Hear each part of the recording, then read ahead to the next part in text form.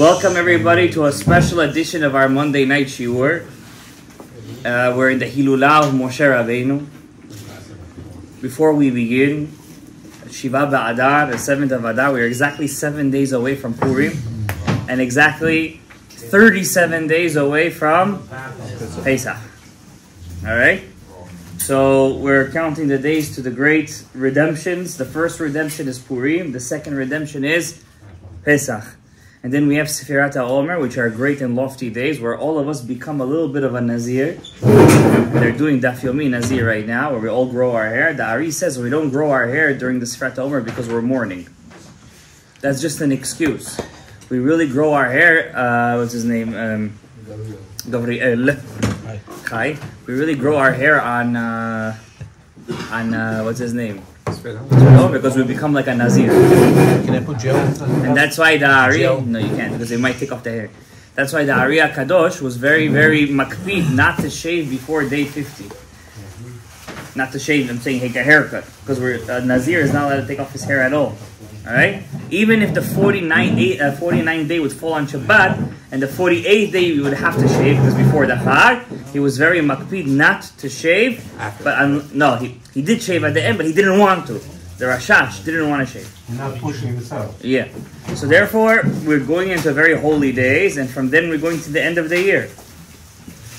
So let's say the dedications for this week's shiur, the HELULA of Moshe Rabeinu. The real HELULA. This is Mamash HELULA.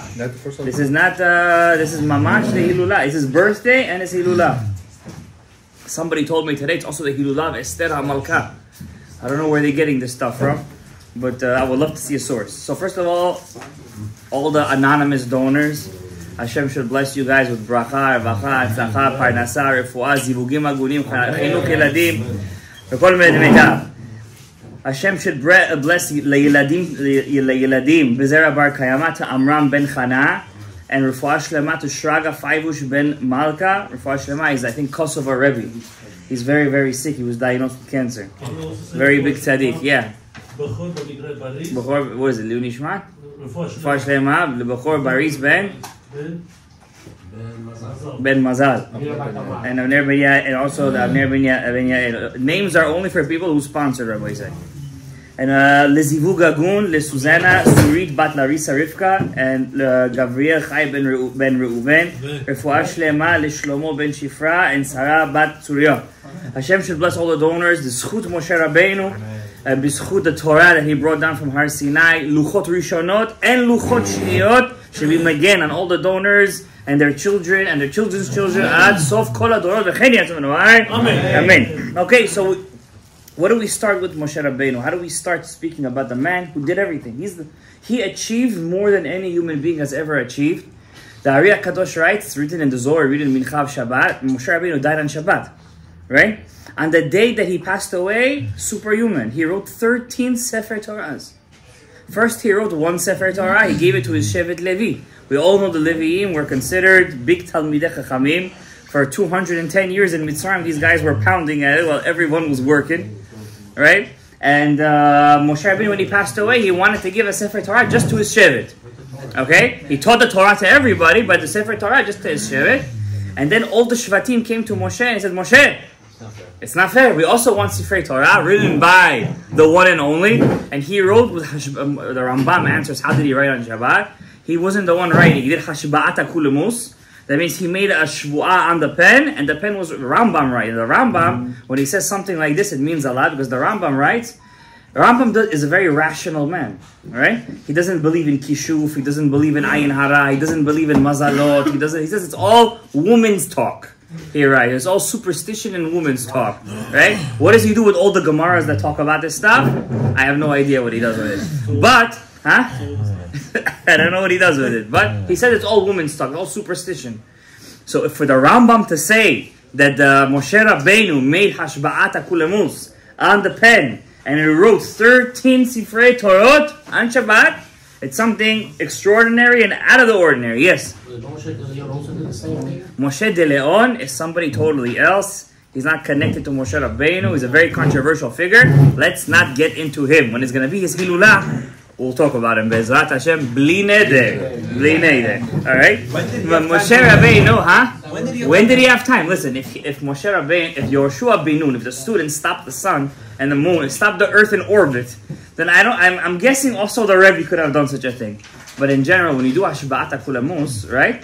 Imagine if I would say right now, I would say I printed 13 books in one day. Would you be surprised by such a thing?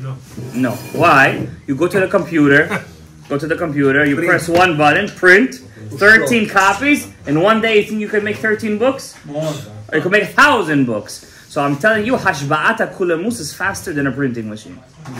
So the fact that he did only 13 Sifrei Torahs is a less of a thing. Now we don't know where his Sifrei Torahs are.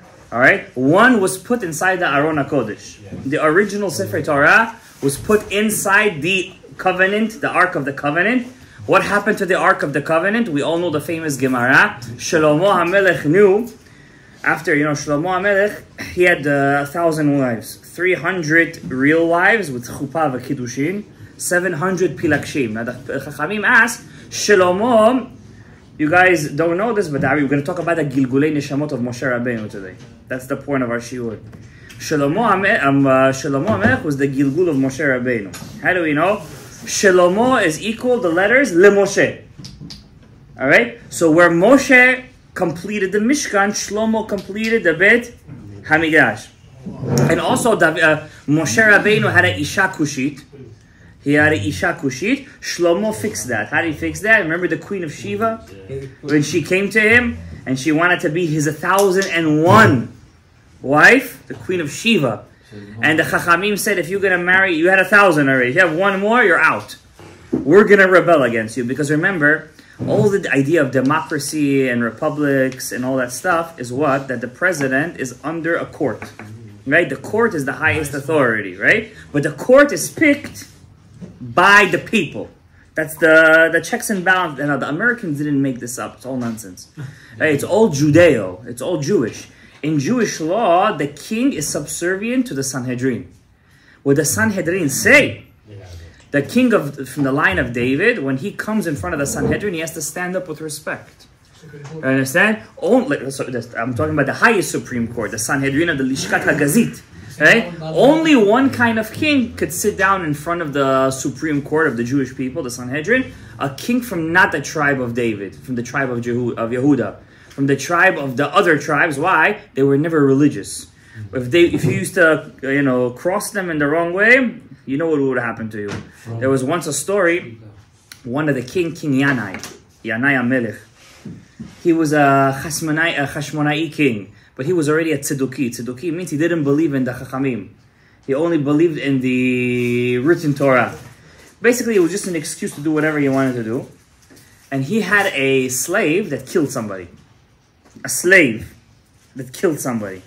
Now the halacha is, if a slave kills somebody, a goy slave, who has to answer for it? The owner. The owner. Who's the owner over here? The king. The Jew. A king, I'm telling you. So, who was the Nasi at that time? None other than Shimon ben Shatach. You know who Shimon ben Shatach was? Shimon ben Shatach was one of the greatest. He's before the Tanaim. He's part of the Zugot, the pairs. He was the student of Yoshua ben Prachya. You also know him as the Rebbe of Yoshka. Yeah. All right. So Shimon ben Shatach. He was one of the Zugot, and he called in. He's the head of the Sanhedrin. He calls in Yanai HaMelech for the din, to stand for the din. He comes in, and he tells him, stand up. And he says, you're going to tell me to stand up in front of you? I'm the king. I'm going to sit down. And if you're going to cross me one more time, your head is going to be on the gallows. You should say thank you. You still have your head of the Supreme Court, Shimon ben Shatach. So he sits down and he says, bring your Eved over here. He brings the Eved. He says, what's the problem? He killed somebody. Now, how many are in the Sanhedrin? 71. The leader is the 71st. He's the 71st. He's the head of everybody, right? So he's sitting at the head, and Shimon says, you're gonna say I'm chayav for my servant's death? Make the vote. He looks to his right. All the Sanhedrins to his right put their head down as if we plead the fifth. We plead the fifth. He looks to his left. Shimon ben Shatach was strong. He had no fear. and he was also his brother-in-law, by the way. He looked to his left, and to his right, all the Sanhedrin put their head down. He says, what? You guys are afraid of Basar Vadam? Yavo HaMelech ve'yifra mi Basar Vadam. May the king come and take his pound of flesh from the Basar Vadam. The Gemara says, Malach Gabriel came down, and he smote all, basically heart attack in a shot, all of them, 70 heart attacks in one shot. Boom, he kills all of them. At the end, he ran away. Then he came back. How did he come back? Yanai wanted to kill him. Shimon ben Shatach. He killed 80 witches. 80 witches in Ashkelon, right? And how did he bring him back? Look how the Jewish people, they got to a place we say that our generation is bad. The king was sitting in the, like this, they're sitting down, and all the dignitaries, this, that, and he tells his wife, who's going to make zimun for us? Basically, who here knows how to say Birkat HaMazon? They didn't even know how to say Birkat HaMazon. Do you hear what I'm telling you? This is the time of the Zugot. That's how persecution was. He says, so she tells him, her name was Shlomit. He tells her, Shlom Tzion. He tells her husband, how are you going to get a guy to save your Birkat HaMazon for you, Zimun, if you killed all of them? He says, bring your brother. He's running away from you to bring him. He said, no, I'm not going to touch him, bring him. And he bring him. And then, just to say Zimun. Just say Zimun. He brings him down. Right. No, but look at this. They didn't respect the Chachamim, but they respected to bless HaKadosh Baruch Hu. He brings him and he puts him in between him and the queen. He puts him in a seat of glory. He says to him, look, you disrespect me. Look how much respect I'm giving you. And you think he respected him back?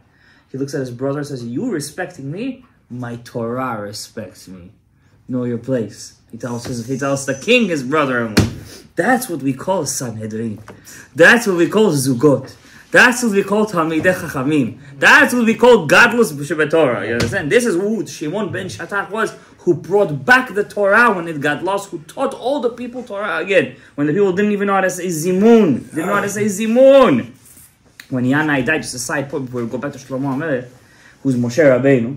When Yanai died, he told his wife, don't be afraid of the Sadducees, of the Tzdukim. Don't be afraid, basically, of the people who you know are bad.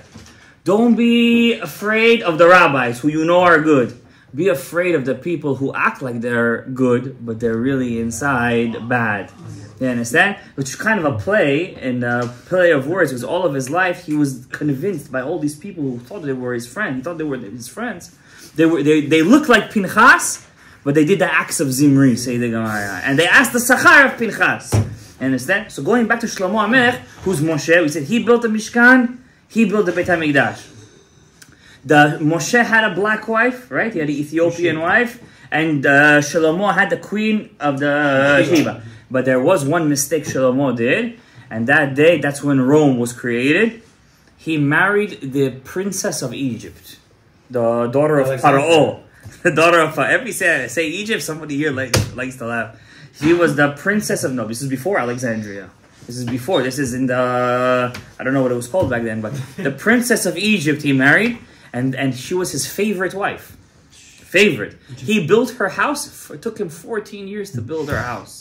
Imagine what kind of house that was. It's a serious house. Beit HaMikdash took him 7 years. So the Chachamim say, building department, violation, work order, stop order. So the Chachamim say, was it a good thing that he?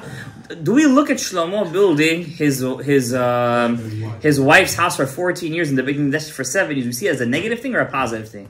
As usual, there's a machloket in the Gemara. One rabbi says it's a positive thing because he wanted to build the Beit HaMikdash faster, and he told his wife, Adachni, you could wait. But another person said, no, it's a negative. Why? The Beit HaMikdash he took faster because he just wanted to get rid of it. But his wife's house, he had to make it nice, oak, and this, that.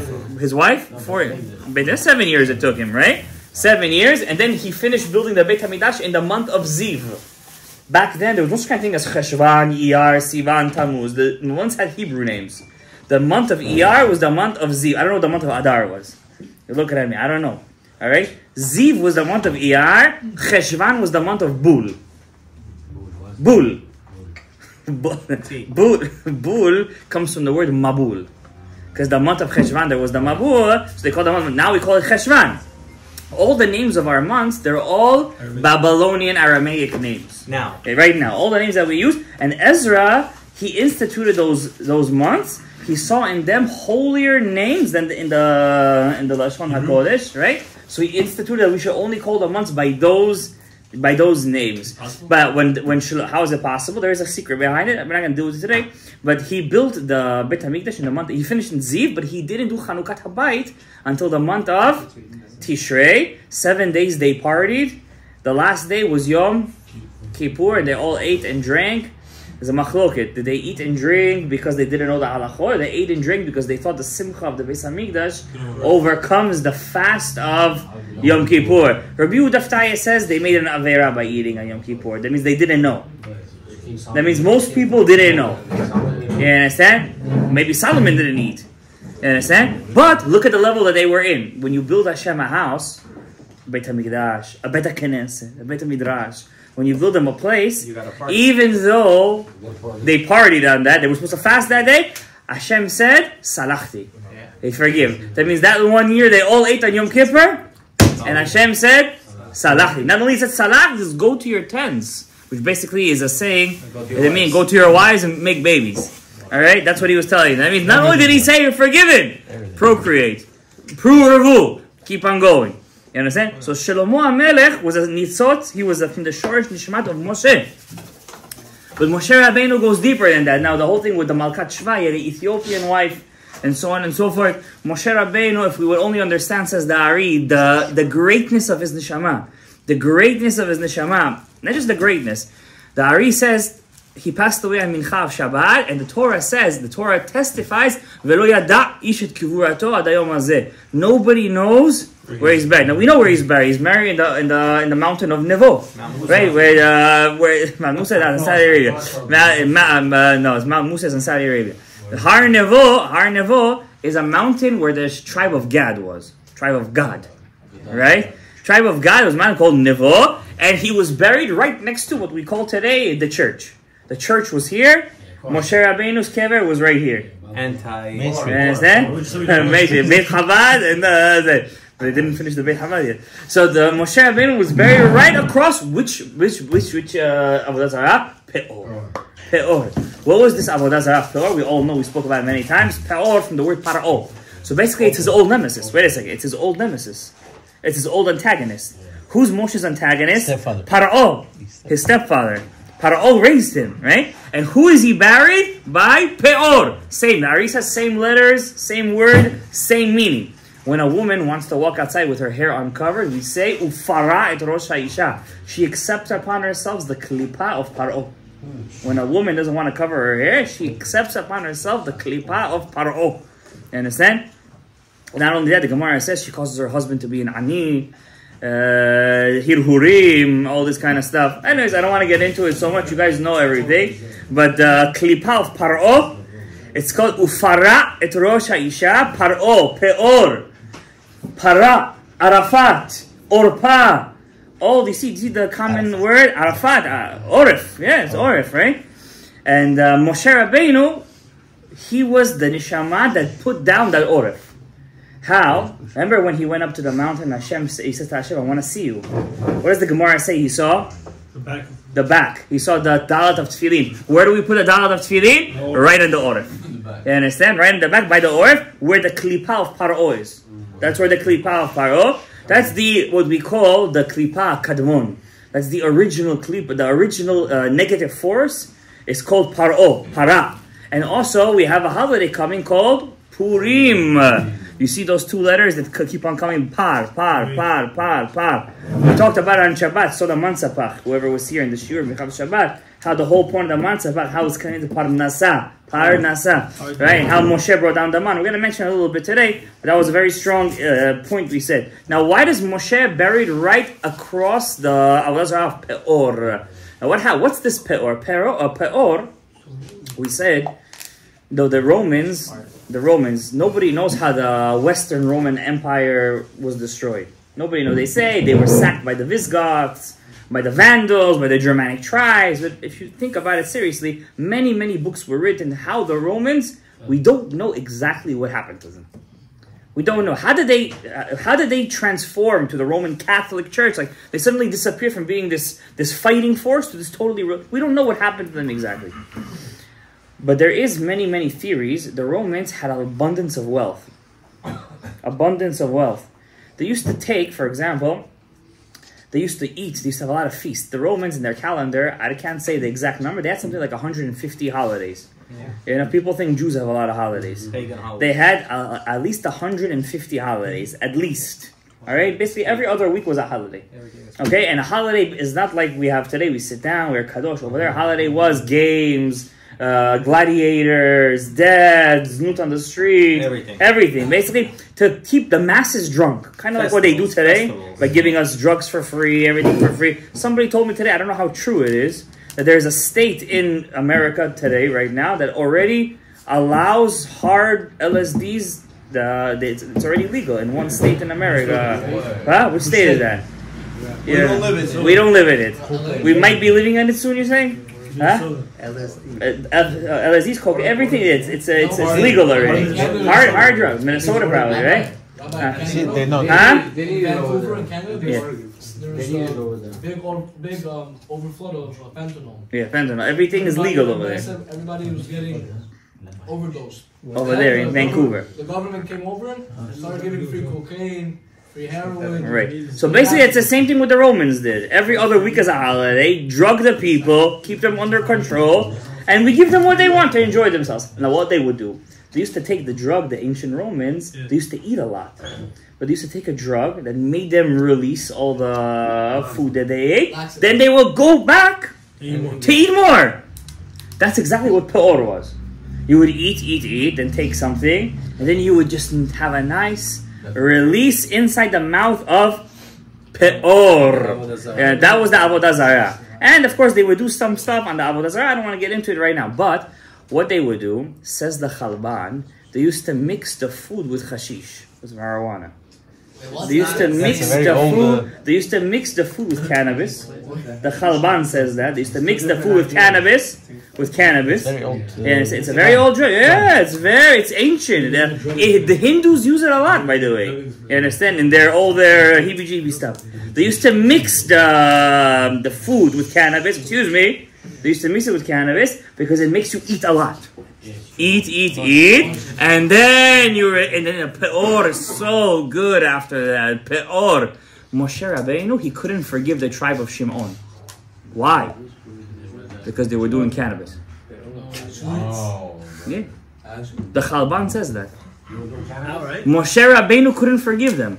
And Moshe Rabeinu said, I'm going to be buried right across Peor, because the klipa that's in the last generation is going to be this klipa again. That's why what's legal now in America? This thing. Peor. That's why Peor is legal right now. Do you hear what I'm saying? And who's going to come back to finish the job now? Moshe Rabbeinu. Where's Moshe Rabbeinu? Huh? Mashiach is Moshe. Ad ki yavo Shiloh. Shiloh ze Moshe. Only person who can take care of it. Where is Moshe Rabbeinu? Who raised him? No, where is he? Where is he? Oh, we're going to talk about that. We're going to talk about that. Remember, you don't, a lot of Jews, they don't think it's an Avera. It's not only an Avera, but the tribe of Shimon were cursed with eternal poverty. Do you hear what I'm telling you? Eternal poverty they were cursed with. Anybody who comes from the tribe of Shimon, Simeon. Shimon. Why? They were very angry. How would they calm their nerves? Yeah, drugs.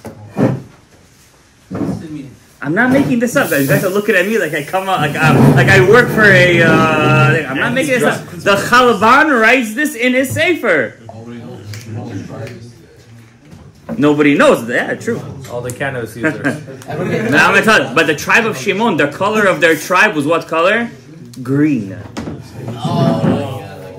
The dollar bill. Green. The greens. Green, yeah. Now, besides the fact, I don't know who's the tribe of Shimon today. Don't catch me by the tongue, you know. But I'm just letting you know one thing. Now, boys, how come Moshe was the Rav Chaim Vital, right? It's his last thing in Etz HaChaim. Etz HaChaim, his last thing over there, last Memra. Chaim Vital writes, there are 3 big klipot in the world. 3 big klipot. One is Paro, Peor. One is Damascus, Syria. And one is Constantina, Turkey. Constantinople, the Byzantine Empire. When Rav Chaim Vital passed away, where was he buried? In Damascus. What was in Damascus that he decided to be buried over there? A certain Avodah Zarah over there, Klipa. Whoever passed over there would want to, Chas Shalom, be Lishtamid, he says over there, to become against HaKadosh Baruch Hu, to want to be a hefker. My father-in-law said, he lives in Florida. He's the rabbi of Shul over there, Eliyahu Mani. He was once telling me a story, how he's, Florida is a tourist destination. Yes, I know, it's a tourist state. So many people go there, from Orlando, a lot of Ashkenazim go there. Ashkenazi, our brothers. So he says one day he's in a bakery over there, and he sees an Ashkenazi young lady, she's making shopping over there. You can ask him when you see him. Ask him if the story is true. He told me this story firsthand. And she tells him, Rabbi, you live here? And he has a bit of a broken English. He's like, yeah, I live here. Yes, Of course. He looks very counter. So she says to him, this is such a wonderful state. Sunshine every day. Beautiful, warm. I feel like I'm in. And she's having a conversation with a rabbi in the bakery. And she's telling, wow, I feel so amazing here. And he's like, Rabbi, don't look at me bad. Says, why? I felt so good over here. When I came here, I said, why do I need to cover my hair? I took my kisui rosh and I threw it. I want it to be free. Why? It's not minus gashtegi, habibi. The Torah says, Vayishman Yeshurun Vayivat. Yeshurun became fat and then he kicked. Who did he kick? Hashem he kicked. Why? When it's too good in life, then you forget HaKadosh Baruch Hu. You forget HaKadosh Baruch Hu. Who gave you all that tova? When you get mas. How do they say in Bukhari? Mas. Why do they say mas? Mas otiot samech mem. When the samech mem comes inside of you, you get mas. What's the last sentence in the Purim? Vayasem Achashverosh mas aliyeh ayam. Mas. He put over there. You get mas. Right? Nalivai. Yeah, Nalivai. Why do we get mas on Purim? I want to tell you guys halacha. Emet. La'amitut ha'inyan. How do you know a person is kadosh versus chas shalom not kadosh? I'm not going to say the other word, but not kadosh I'll call it. You could test him by 3 things. Bekiso, bekoso, or bekaaso. Veyesh omrim, what's the last one? Af be schoko. I'm going to explain those 3 things right now. Bekiso, how much he's a kamton. How much he's kamton. Understand? How much he's jadni. Cheapskate. Cheaper than, yeah. That's the first way you test a guy. Yeah, pas it's called. Sounds like mas. Kiso, you're trying to rhyme it, yeah. How cheap he is. I'm not saying it's Gemara, I'm saying Iruvin. Second, bekoso. You know what koso is? How he holds his liquor. What comes out of his mouth when he gets mas? That's what father-in-law got to do. Got to smack those fathers. What happens when he gets drunk? And the last thing, beka'aso. What's beka'aso? His anger. Does he have an anger issue? Does he get angry fast? Jal. What's the connection? What's this koso? What's this koso? So if drinking is such a bad thing, how come on the holiest day we drink, and we don't just drink? What's Ad lo yada? Like Moshe Rabeinu. What's Moshe Rabeinu? V'lo yada ish gevurato. On Purim, you test yourself. Are you kadosh or are you not? By drinking. You test yourself. You test yourself by your kos. When you drink your kos, do you become shoteh? You become shoteh? Great, or guspan. Yeah, I like that one. Or you become tzaddik. I remember by my Rabeinu, they used to tell us stories in Yerushalayim. They do over there in Mayasharim, they do Sudat Purim. And they used to see people on Shema Aleh, people of valor. When they used to get drunk on Purim, they cried. Hashem, Chatati, Aviti, Pashati. Suddenly you see a rabbi in the middle of the street doing Tikkun Hatzot. In the middle of the Purim. That's considered Adelo Yadav. What comes out of his mouth? Kiddusha. Tahara. What happens when some other people, they drink on Purim? Suddenly he tells his wife, like I saw once, let's have another baby. He tells his wife, come home. He tells Divrei Nivela. Divrei Tuma'ah. Divrei, it's not Judaism. For this kind of guy, he doesn't have a mitzvah to drink on Purim. It's not a mitzvah. He doesn't need to do Ad Lo Yada. He could save his Ad Lo Yada. When do you have to do Ad Lo Yada? When out of your mouth, Nichnas Yain, Yatsa Sodot. Sodot HaTorah. Kedusha Shebatar. How come it doesn't say Nichnas Yain, Yatsa Pshat? Let's drink and start talking Gemara. Because to teach Gemara, you could even teach it when you're regular. But a person who teaches Sod, you know how much he holds back? This is by the Ari. He opens up a tefach, but at the same time, he covers tefachayim. As much as he shows, he's really covering much more. So you give the Rebbe, you give him something, so he can let out more Torah, something that's not... So, and when you hear it, does the yain open up my appetite for learning, or does it make me fall asleep when I'm learning? Does it make me fall asleep? Does it turn me into Moshe Rabeinu or not? Does it take me to Ad Lo Yada like Moshe Rabeinu, Velo Yada Ishet Kevurato, that he could look right to the Peor, and he says to the Peor, I'm your nemesis. You're not going to pass. You shall not pass. You shall not pass. That's what he did to Peor. That's what the Chav Chaim Vital did to the Damascus. That's what we're going to do to Constantina, Harish'ah. They just got a big hit with the thing. Hashem should save all these innocent people, but still, Constantina Harish'ah, it's a Byzantine Empire, Eastern Orthodox Church. You know who their brothers are, Russian Orthodox, right?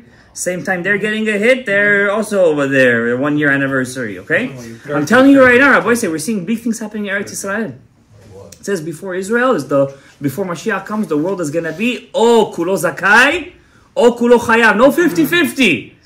Like Eliyahu Navi told the Am Yisrael with the Nevi'ei HaBaal. He said, until when you're laying on the two doorposts. If God is God, go after Him. If Baal is Baal, you can't have your cake and eat it too. Either Hashem is Hashem or He's not. When Mashiach comes, everything is going to be clear. Either you follow Derech HaTorah or either not. That's the secret. 50-50. No 50-50. There's no, I keep the Torah and mitzvot, but then Motzei Shabbat I'm going to the club. Zelo Torah and mitzvot.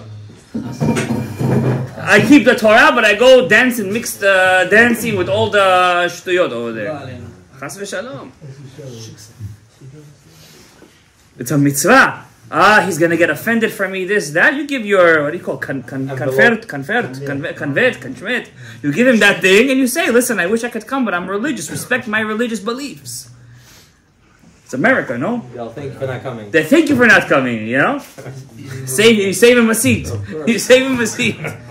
Don't worry, you're not hurting anybody's feelings. Also, when I went to my cousin's wedding, mixed dancing, got up, say, I respect you, but I gotta go. Somebody invites me something mixed, I don't go. If Hashem is Elokim, lechu acharav. Im haBaal hu Elokim, lechu acharav. Pick which one is the right one. Are you gonna Shalom Bayit?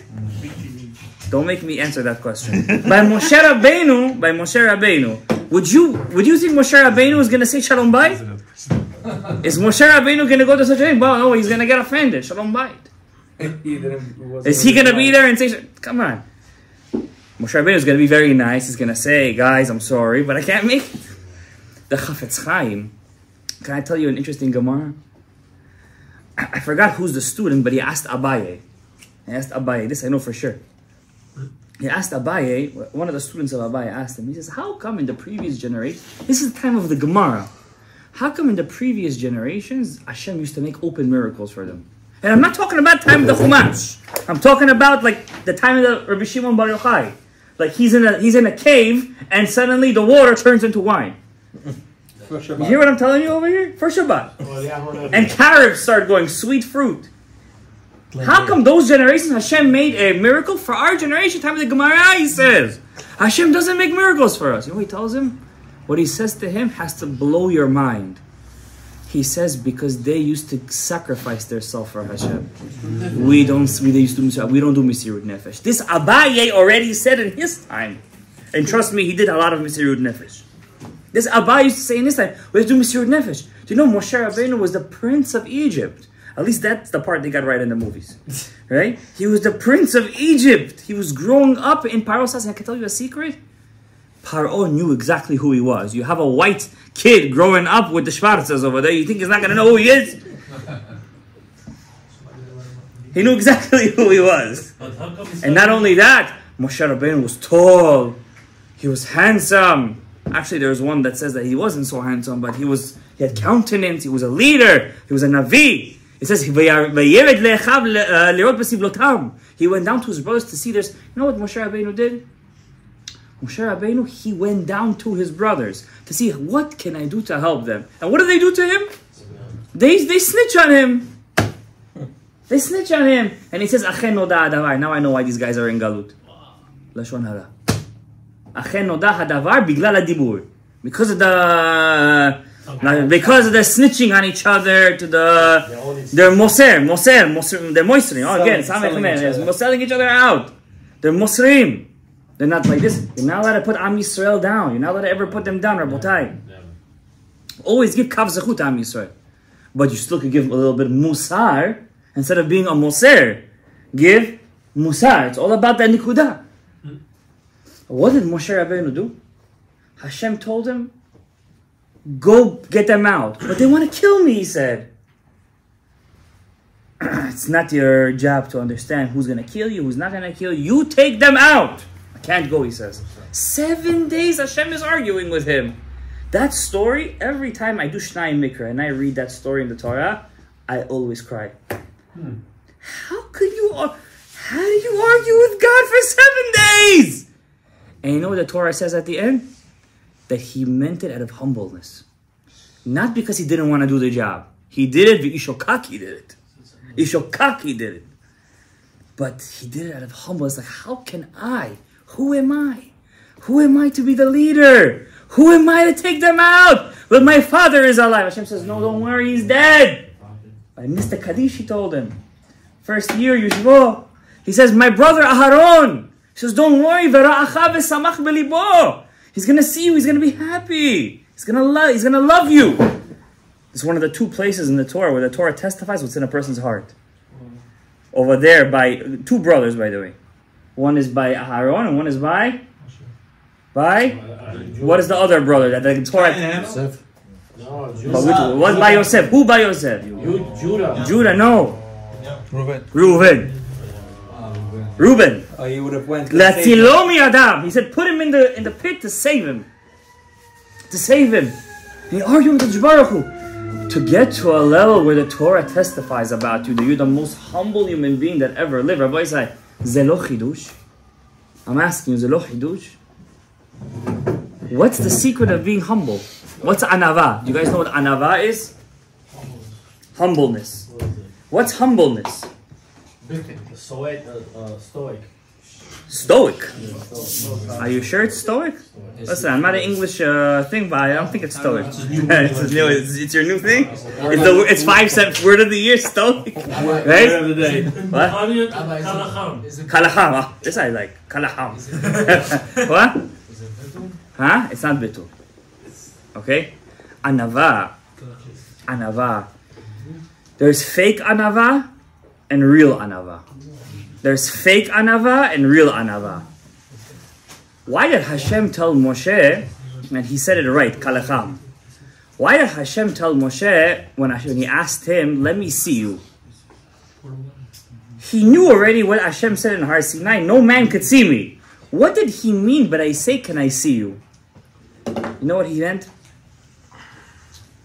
I want to see where is my avodat Hashem hitting in the olamot elyonim. When I do a mitzvah, I want to see what the effect is. So he tells him, see the dalet of tefillin. Why? Because when a person is anav, the dalet, when you put your head down, when you're in anav, your head goes down, but the dalet goes up. You think you're going down, but you're really rising up. That's the orif. That's the orif.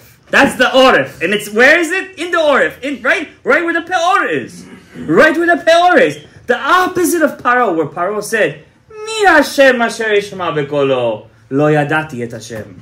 Vet Yisrael lo ashalech. Who is God? I'm going to listen to him. I don't know him. I'm not going to send his people. You think God couldn't send out the Jews like that? There's always a smart aleck in the crowd. He says, why do you need 10 plagues? If he's Hashem, do like this and take him out. What's the point of creating the world if it's not to show Hashem's malchut? The glory of Hashem. The miracles of Hashem. Moshe Rabeinu. Do you think they called him Moshe Rabeinu in the desert? You know what they used to call him? Moshe. They used to call him Moshe. Moshe. They used to call him. I want to read you who is his Shorosh Neshama. Just when you see in the Torah, I'm going to read you something crazy over here. I'm not going to take so much of your time. Still have Shari Ora. Huh? That's the word of next year, though, no? Oh, it's this year too. So stoic and wild we got. Wild is always. Oh, wild was always the word. Yeah. I want to read you something. It says over here, Moshe Rabeinu hu Hillel HaZaken. Moshe Rabbeinu's nitzotz neshama is Hillel HaZaken. That's a chiddush? That's okay. Okay, you had the first chiddush of the night. Before it wasn't chiddushim. Now it's a chiddush. Yeah. Shnehem shavim b'shnotam. Both lived till 120 years old. Shnehem anavim. And they both were very humble. Remember the story of no,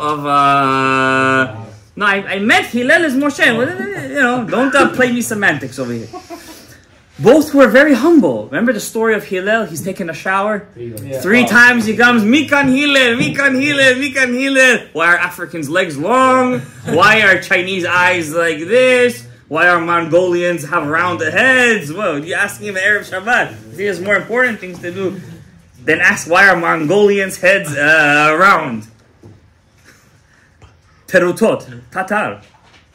Terutot. To test his patience, and he was patient.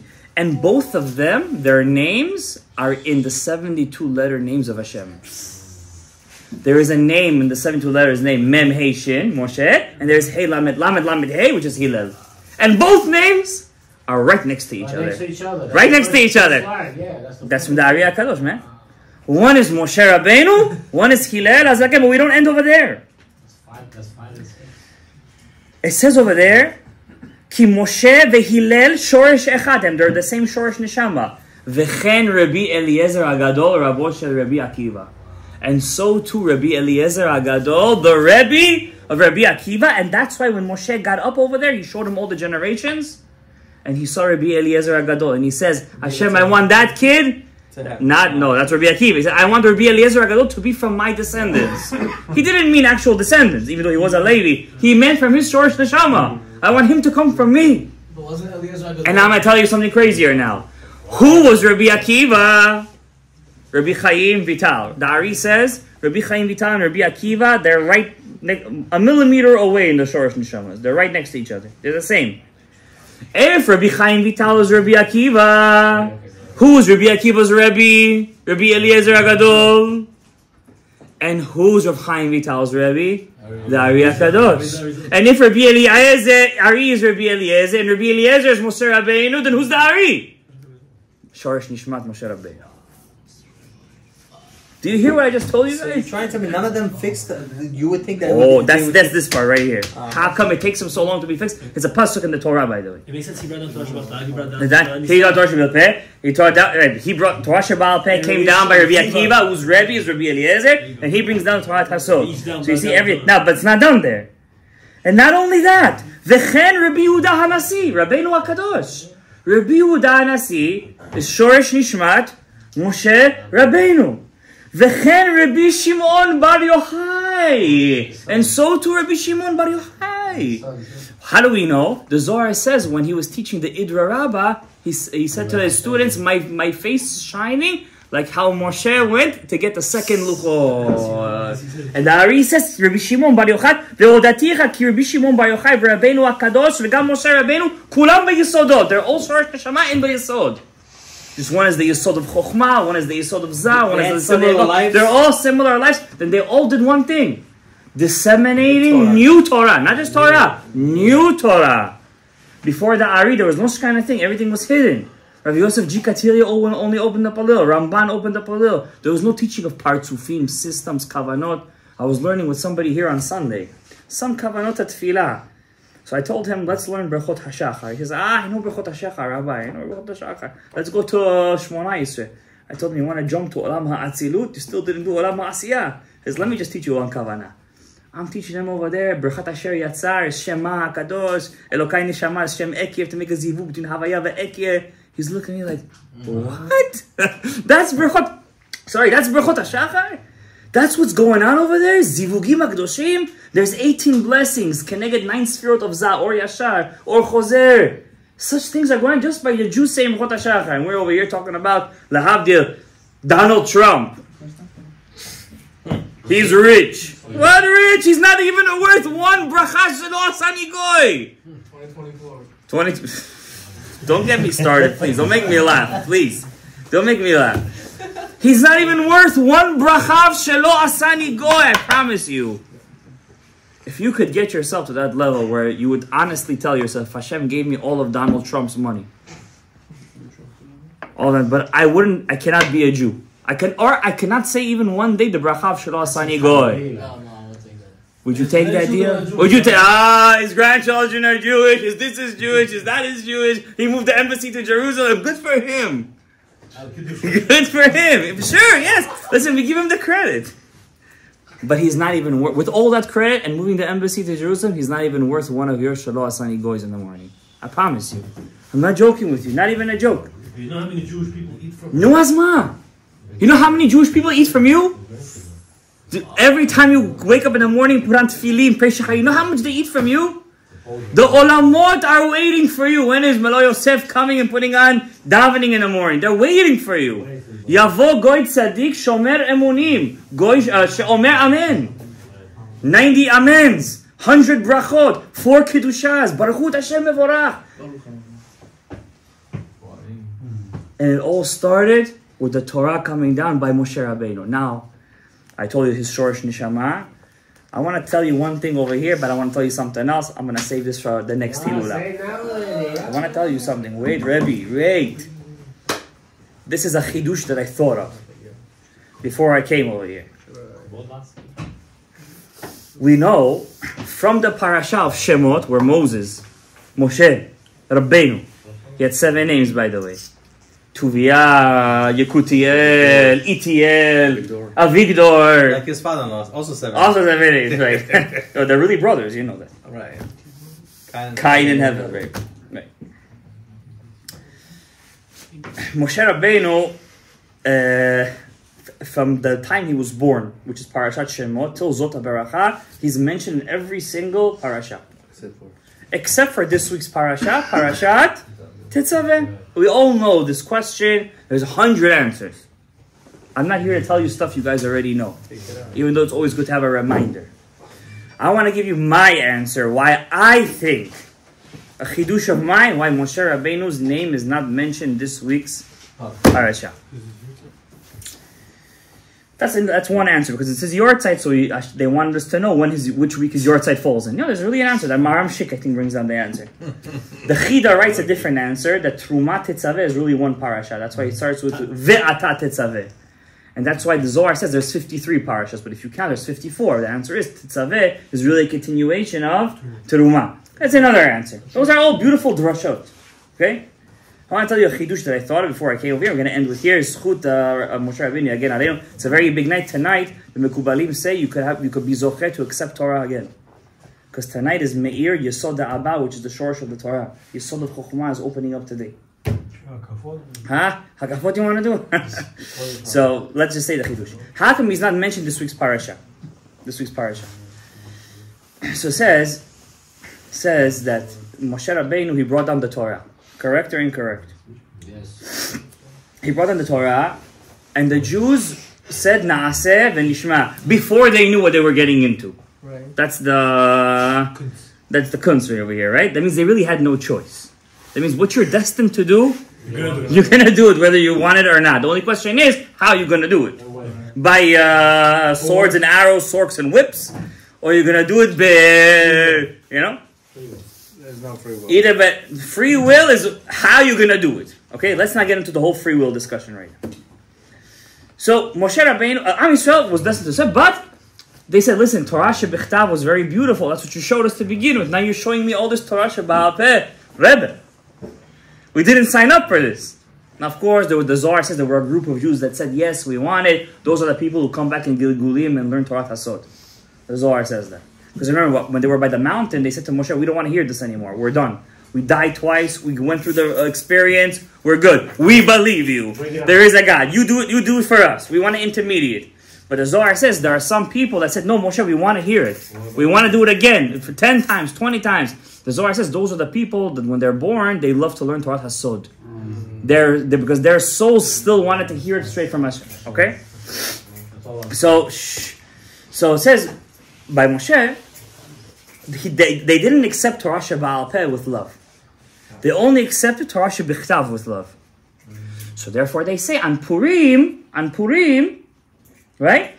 Kimu v'kiblu. They accept the Torah again. So what is the pshat? They accepted what they accepted already, which is Torah Shebaal Peh, but this time they did it with love. So what Moshe Rabeinu didn't finish, Mordechai finished. Isn't he Mordechai? Huh? It says Mordechai was Yaakov. Okay? This is Yaakov.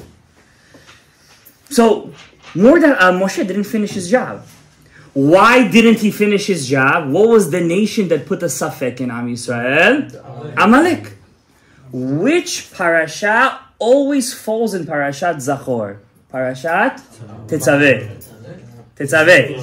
And Parashat Tetzaveh is the only parasha that doesn't say Moshe Rabbeinu's name. Because of Amalek, he didn't have the ability to finish his tikkun. And when was his tikkun? That the Jews should accept both Torahs with love. Torah Shebichtav and Torah Shebaal Peh. And when Moshe Rabbeinu didn't finish, Mordechai finished for him. Baruch Adonai Le'olam. Amen. Amen.